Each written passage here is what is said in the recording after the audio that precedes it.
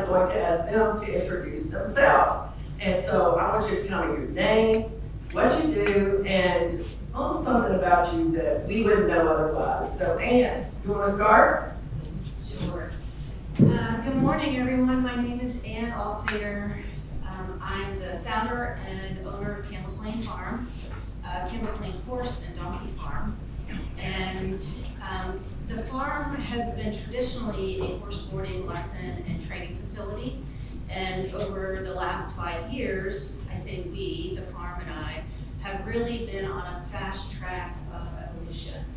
And so now I introduce the farm as a holistic event venue. And we offer classes and workshops and trainings and corporate events around mindfulness and self-awareness and holistic well-being. And the animals, and in particular the donkeys, are a big part of that experience for people. So a fun fact or something, I think it's a fun fact. I spend a lot of time with donkeys. It's Totally fun. Yeah, it's a very mindful, zen-like thing to experience them in their fullness, and they experience people in our fullness. They really reflect and see who we are more authentically. They see through our story, our names, our labels that we give ourselves or other people give us, and they just hold space for what's so. So donkey cuddling is a thing.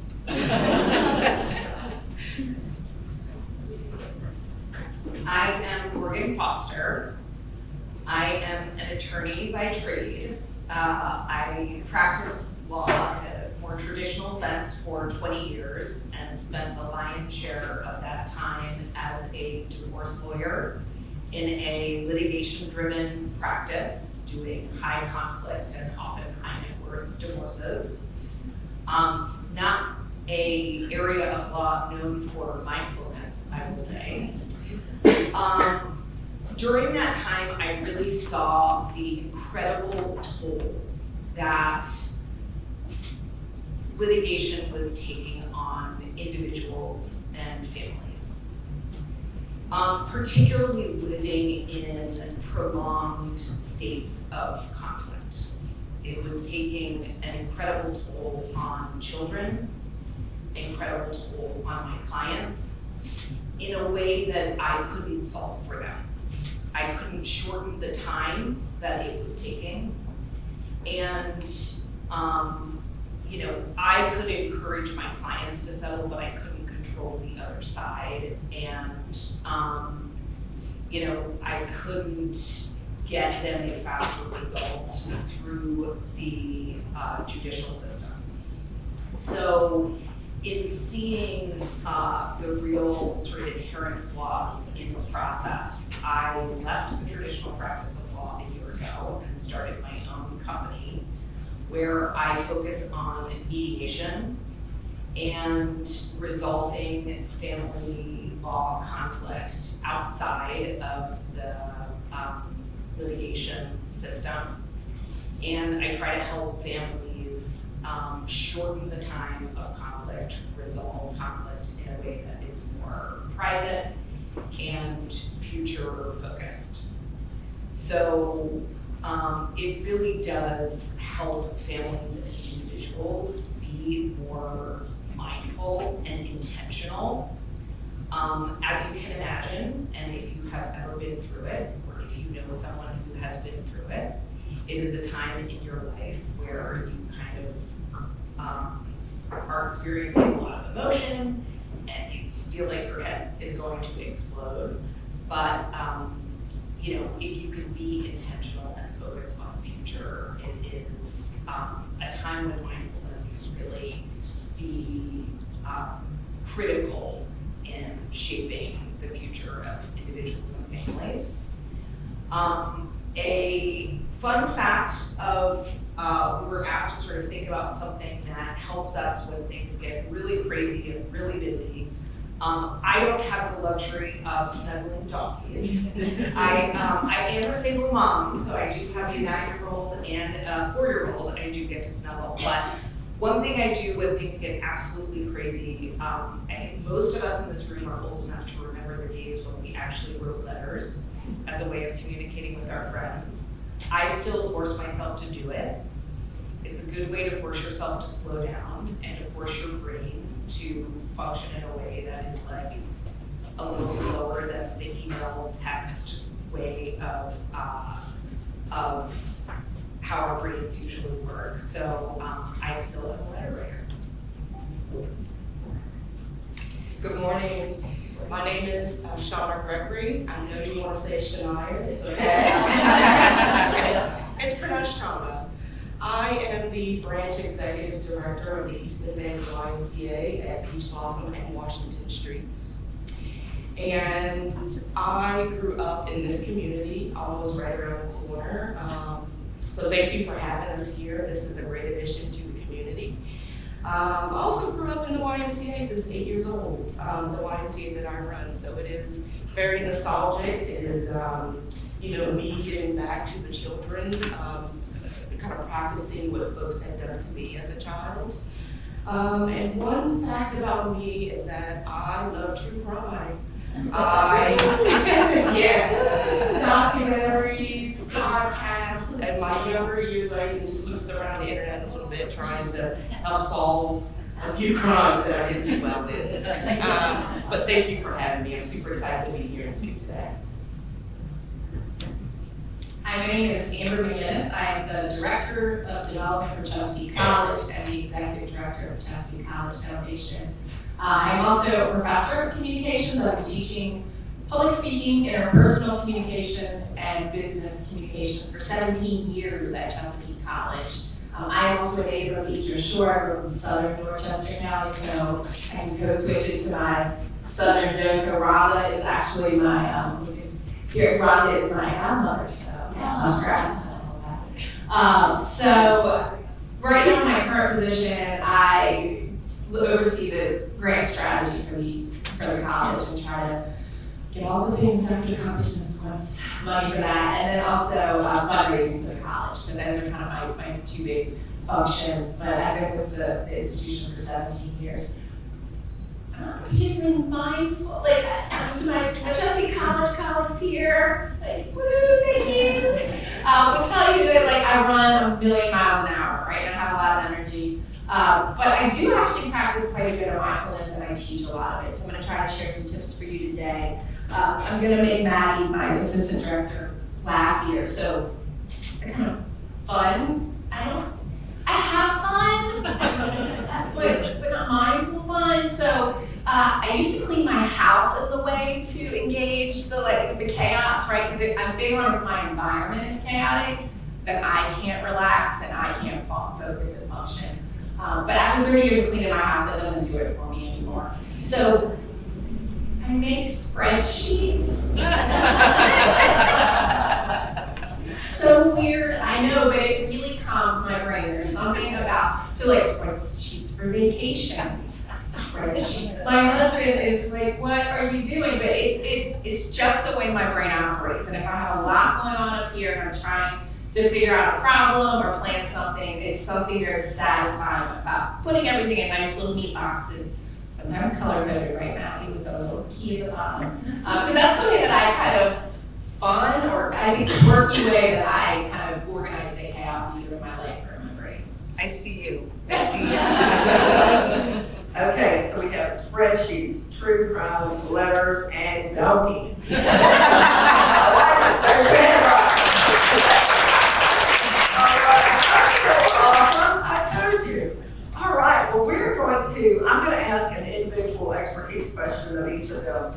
So I will start with Amber since she has the microphone. So, and it's not in order, so don't freak out. It's not like the spreadsheet would have laid it out. Your work spans communication, leadership, and education. How does mindfulness influence how we speak, listen, and connect? We talked a little bit about this yesterday. It's really mindfulness is woven into our vernacular, but how does it influence how we speak, and then especially in those high pressure environments like when you're teaching in a classroom or when you're standing in front of your peers and Asking talk people for about money and asking people for money, right?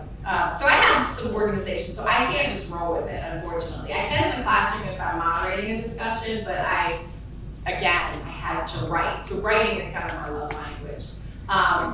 So I was thinking about this, and I think for me, you know, some of these questions felt a little bit in the space of work, but, you know, we're women. We have all the balls in the air, or the plates, or whatever you want to call it, and we're trying to keep them all in the air. And I think after 45, and Maddie will hear me again talk about this at work, I can't do it all. And society tries to tell us sometimes that we can do it all. And so I've arrived at this place in my life where I try to be mindful that I can't do it all. So I'm really selective about the things that I'm going to focus on, right? I cannot do all the fundraising things, but I can do 3 or 4 things really well. So I think that that's important. Concentrate on where your own ROI, your time, is best spent and will give you the most bang for your buck, or your energy, or your time.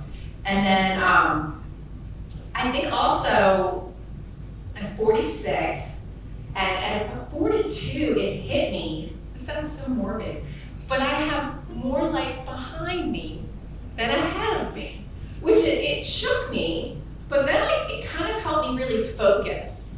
And I read a book, because I always read a book if I don't understand something or I'm confused about something, I'll read. So reading and writing is kind of, again, my love language. And so I read a book called 4,000 Weeks. And that put kind of my life in perspective in all facets, professional, personal, etc. And actually for this exercise, and Cassandra and I were joking, I processed exactly how many weeks I have left if every woman lives to be 81 years old. I think I have 1,788 weeks left in my life. Which again, for some people might give them heart palpitations, but for me, it's really kind of driving and focusing. And so I don't want to say I live every day, because I live a mundane life pretty much every day. You know, I have 2 kids. But it makes me like, I took a trip to Europe for 3 weeks, and I cashed in an investment I had been holding on for retirement. I was taking my daughter to Europe, and I'm going there. So I think that when you think about that through that lens, and you apply that mindfulness, so we only have a really short time on this earth, so make it count, make the RI work. And I do have a quote from this book. It says, when you get to the end of your life, the sum totals of the things you paid attention to will have been your life. Okay, I'll read it real quick again, and then I'll pass the mic. When you get to the end of your life, the sum total of the things that you paid attention to will have been your life. And so I just really try to be mindful of what I pay attention to these days. Well, that's awesome. Amber actually made me calculate my weeks left. I'm very impressed. I'm very mindful of that number. So, Shauna, let's go to you. Your leadership at the YMCA, you serve thousands of members from diverse backgrounds. So how do you incorporate mindfulness in your approach to building community and supporting youth resilience? Sure. I'm sure we all have the same feelings about mindfulness and what we think about mindfulness, to be present and intentional in every interaction that we have. And for me, you know, it is creating spaces where everyone feels seen, heard, and valued, right? And in youth, mindfulness shows up in how we, you know, teach our youth self-awareness and sorry, I lost my train of thought. Self-awareness and emotional regulation. I'm sorry. And then the why, you know, we try to integrate practices into programs, in our after-school programs, like breathing exercises and yoga and different activities into our youth programs to teach youth that, you know, how to regulate those emotions and to kind of stop and not act on the emotion, but to think about it and to have those coping mechanisms to get through that. You know, on a broader level, you know, mindful leadership for me is, you know, actively listening to everyone that comes into my presence. You know, how I show up in a room, meeting people where they are in life, staying connected to the mission of the YMCA, of course. And ultimately, mindfulness isn't just a personal practice. It's about cultivating empathy and building trust and fostering resilience in youth and families. That's awesome. Okay, Vicky, let's go. You talked about divorce, not about love or dress. Pink's more about favorite colors. You talked some about the difficulties of navigating divorce. How does mindfulness support healthier transitions and decision-making in these emotionally charged life moments? So I think any difficult moment in life, you know, we can look at it in two ways. And really, I think most impossible moments in life are both things at the same time, right? They are both tragic moments where we have to grieve an incredible loss. And I've been through it myself, so I know what it's like. It's both the loss of, it's not just the marriage, it's the future that you imagined for yourself, right? That the whole rest of your life that you pictured is like gone in a second. And there's this gaping hole there, and you have to reimagine the entire rest of your future. And so there is a lot of fear and loss, and sometimes betrayal and, you know, hurt feelings and all of that, right? I mean, there's a lot of negativity around that experience. But there's also incredible opportunity. There's opportunity for change, and there's opportunity for reinvention. And I think one of the things that all of us face in life that is an incredible challenge is the challenge of feeling stuck. And what divorce always brings, and any family law challenge always brings, is like a wave, a freaking tsunami of change. Like, it's happening whether you like it or not. And so there is incredible opportunity there to make the change really positive and to bring about wonderful, wonderful things that, you know, in all different ways of your life. I mean, for me, you know, I lived in this really big house that I had sort of convinced myself was my dream house. And I was like, you know what? No, this is not the version of my life that I want. And I sold it, and I moved into town, and I bought a house that was like a third of the size.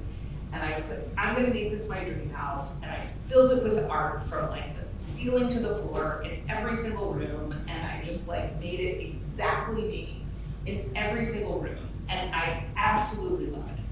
And you know, I decided that I was gonna make this exact version of my life where I am a single mom, exactly what I want it to be. And I've never been happier in my entire life. And so, you know, like, I think that in the tragedy also comes like incredible opportunity. And so I try to really, really help families in the way that I usher them through divorce. To keep it really future focused and to try to really assist them in not forgetting about or overlooking the grief part of the process, but in really seeing also that in addition to grieving, they can see it as an opportunity for growth and an opportunity to create a new version of family. It is not just an end, it is also a beginning. And, my ex-husband and I really, I think, did a wonderful job of saying our family isn't ending, we're just creating a new version of family. And we do still consider ourselves a family. It just looks different than it did before. My 4-year-old hilariously said the other day, because we've been divorced for 3.5 years, "You and Dad are divorced?" Yeah, that's why we don't live together, because we get along really well. So I guess I consider that a huge success.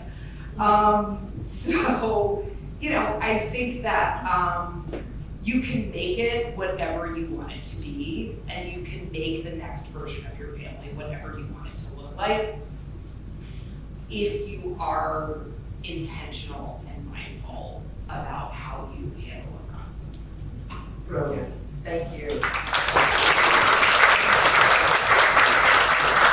Okay, Ann, I'm gonna be signing up for donkey cuddling class. So I need to session that this afternoon.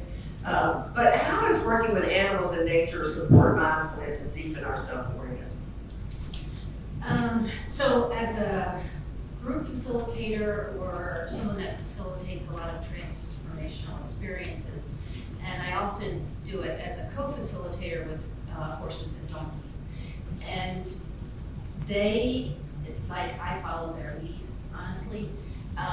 They have survived through mindfulness, through awareness. So they're reading everything in the room. They're not just reading what my name tag. They're not just reading what I show up and say. They're reading what's under the surface and responding from that. And so I try to go around in my life doing the same, in the way that they show up, they don't judge, they just hold a presence.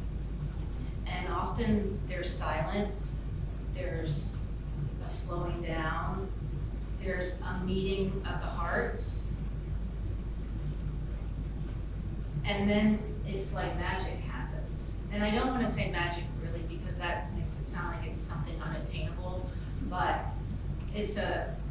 they bring us to a place that a lot of times we've forgotten, or we've rushed through, or life has just been busy and we haven't been able to slow down and connect to ourselves. One other fun fact about how horses and donkeys are different: horses often reflect to us what's going on for us, and oftentimes what's just under the surface, like what's not quite there in our consciousness yet. And so sometimes it's a little shock when people receive that reflection from the animal, but for whatever reason, most people can hear it very differently than if a person was going to say it. There's no transference with the animal. With donkeys, which has been my newfound love, they don't reflect, they see through what I was saying earlier. They see through our labels and who we make ourselves out to be, and they just also hold a presence and see our most authentic self. They see us for who we genuinely are. And all of that cultivates mindfulness for the person experiencing it, and they're just naturals. So I have great teachers. Wow.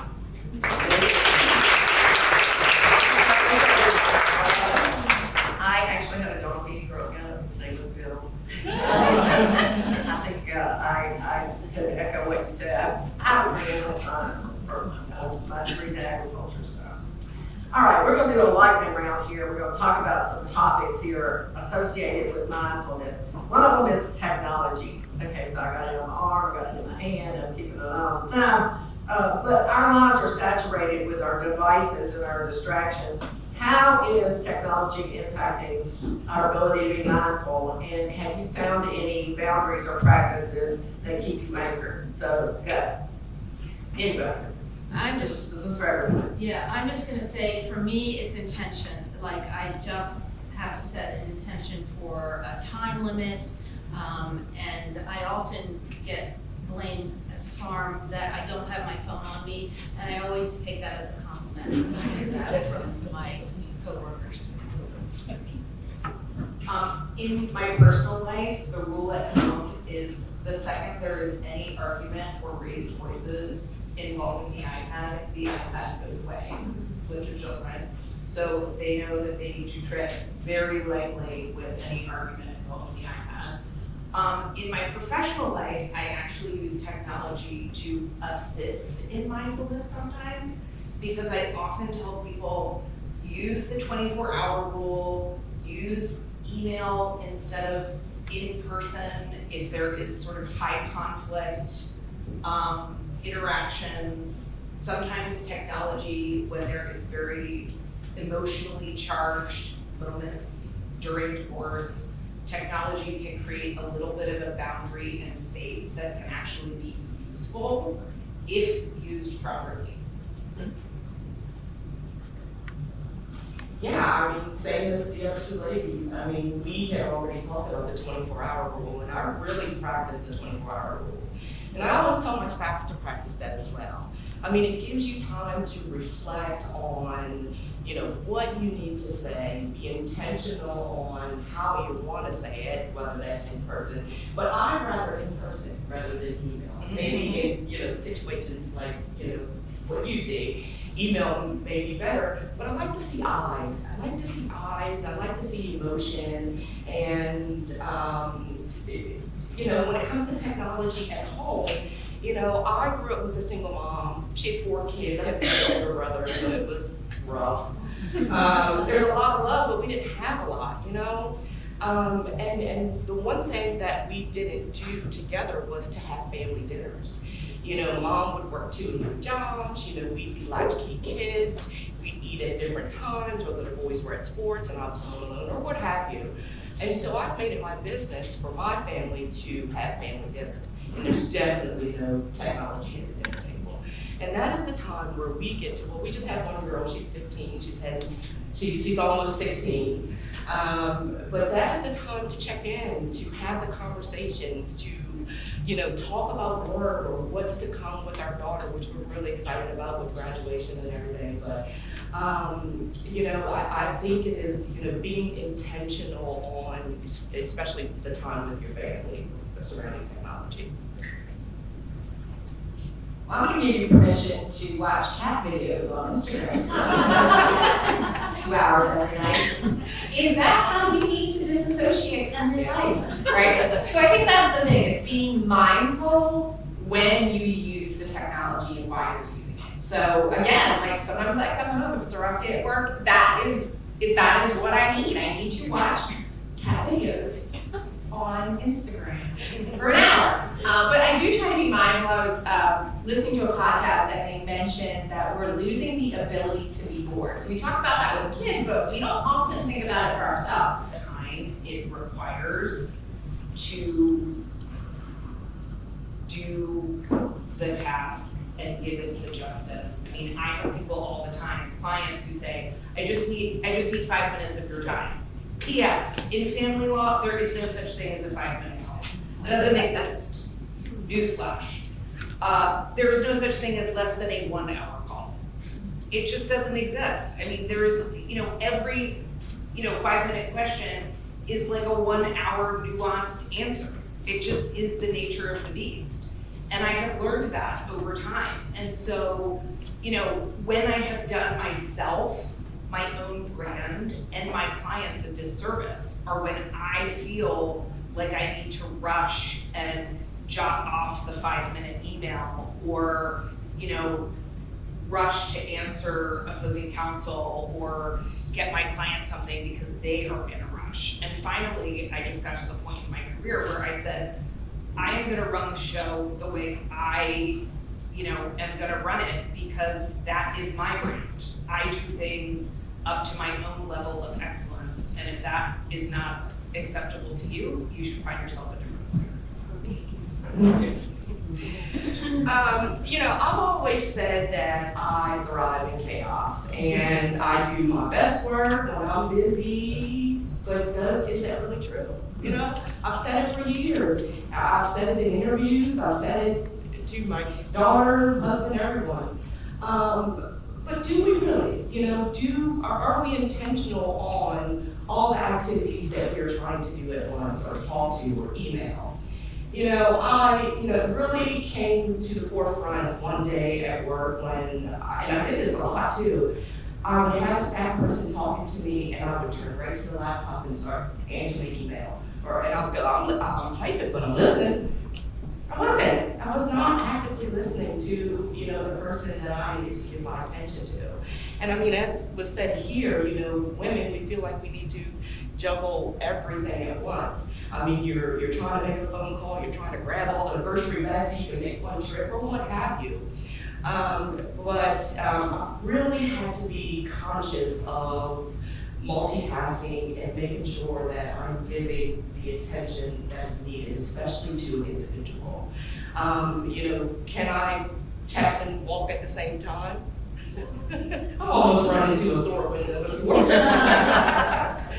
But just being mindful and being intentional of, what you're doing during that time. I still like to say that I thrive in chaos, but I'm always it's always in the forefront that I need to be present and give everyone individual attention.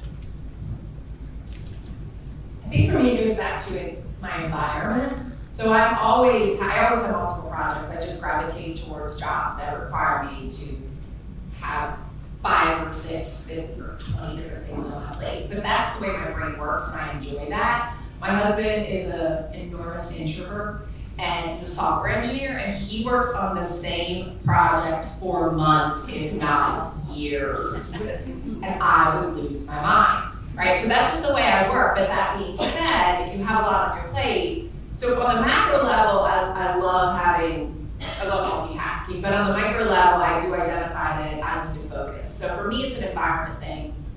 When I used to be in the classroom, I would park myself at Panera here in Easton. I would drop my kids off at St. Peter Hall, and I would have breakfast and lunch at Panera and grade and have everything done, and then pick my kids up at 3 o'clock. Because I could focus there. There was you work from home sometimes, it's the laundry and the dogs, and then I don't get any work done. So like that kind of focus work that you need to do. So I park myself somewhere else. And I told Dr. Coppersman that I'm like, hey, I'm actually working all day at my Hyatt in Cambridge. I'm gonna park myself in front of the windows, and same deal. I get a cup of coffee, I focus on my laptop, I turn my Outlook off. I do not open my Outlook. I make intentional, mindful times that I open it up and I will read my emails and respond and then go back to my task. But for me, I think it's realizing your environment is really kind of affecting that ability to multitask or focus. Great answers. Okay, last one, because we are mindful of our time and our guest time here. So give us one simple, tangible practice that our audience can take home today to become more mindful. I'd like to say being aware of our emotions. I will talk personally for a second. I cried for the second time at work in my career. And just the other week, and it wasn't anything that I couldn't handle. Everything just kind of came to me at once. I was talking to a staff person who had been chasing me down to talk about her career at Y. I had another person in my doorway saying, hey, we need you at the pool. I had to pick my daughter up and take her to work in 10 minutes. And a few other things that was just looming around my mind. It probably was a rough week, but nothing I couldn't handle or, get together. And I shut the door and I just cried. I felt it coming up in my soul. And I said, I need to do this. And I think that when we have emotions like that, ladies, that we need to sit in it. We need to recognize it. We need to recognize it, we need to sit in it, and we need to give great self-talk, We need to tell ourselves that, I'm sorry, I get a bit emotional. We go through things, we have times at work where, it is just go. You don't get time to yourself, you may not have eaten lunch that day, but you get back up on the W. You just get back up on it. I took my 5 minutes, or what have you, or 10 minutes. I talked about, I recognized why I was crying, I knew I could handle this. I gave myself some good self-talk. You got this. Tomorrow's gonna be tomorrow. You don't wanna get to work, take care of that situation. And, I thought about it and I kind of write that out. Like my eyes in the bathroom and I was like, all right, let's go. So I think when we have emotions, being mindful and that is there, number one, sitting in it and giving yourself some good talk and just getting right back up on it and going forward for what we know, right? Amber? So, Professor Jennifer Holly is one of my best friends at the college, and she talks a lot in faculty meetings across the college about something called flow state, and that's kind of being in the zone. And it's a big part of her psychology course, and it really has stayed with me. And so it's when time feels like it has slowed down, or we like directly the definition. So time feels like it's slowed down, your senses are heightened, you are one with the task at hand.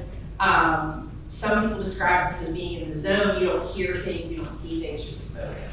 So I would just encourage you to try to find, not only in your professional world, things that give you flow, but in your personal life as well. Again, for me, that's writing. Like I can write and not hear anything. Some people, it may be running, right? Like running does not give me flow, but maybe it gives you flow. Maybe it's cooking. So just try to find places in your life that make you slow down and get in the zone and free flow, because that's kind of where the magic sauce is, I think. Awesome. I would say two quick things. First, as a follow-up to my last comment, I would say use the tool, I got your message, I'll get back to you. Instead of trying to rush the substantive response, acknowledge that you've heard from someone. I don't, obviously my clients are going through a very emotional time. I don't ignore them, right? I try to make sure that they feel heard, but I also don't want to rush a substantive response that isn't going to honor the substance or the complicated matter that I do want to make sure gets appropriately addressed. So, make sure that you can acknowledge an incoming message and then say, I'll get back to you later, or, I'll get back to you in 2 days, whatever. Make sure you can carve out the appropriate time so that you can give the response the time that you need to honor the response in the way that you want to do it. And the second thing I would say is, as we get older, change gets a little scarier sometimes. Obviously, I went through one big change when I got divorced, a few years ago, and then another big change at 45 when I left my traditional law practice and started my own company. Both turned out to be really, really, really wonderful, positive things in my life. So I would encourage you not to be afraid to make adjustments, big adjustments in your life, even both personal and professional. They can, we all continue to change and grow.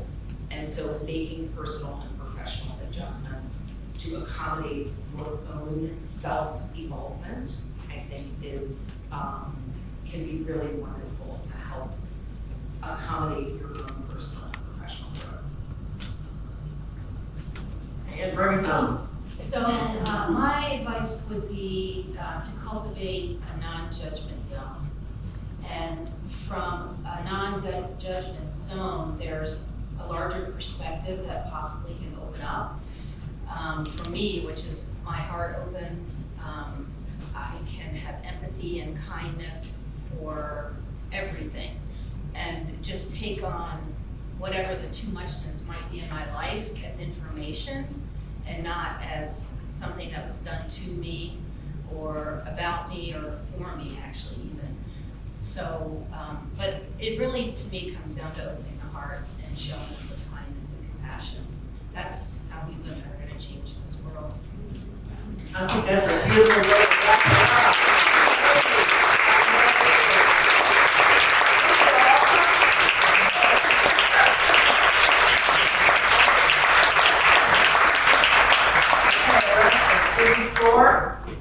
this. Look at him, he's already somewhere else. Did we score? You absolutely scored. Absolutely. All right, well, ladies, thank you again for sharing your experiences and your insight and your wisdom. Amazing. I hope you all took away something special today, something you can implement in your own life that helps you be more mindful and centered in your own life. And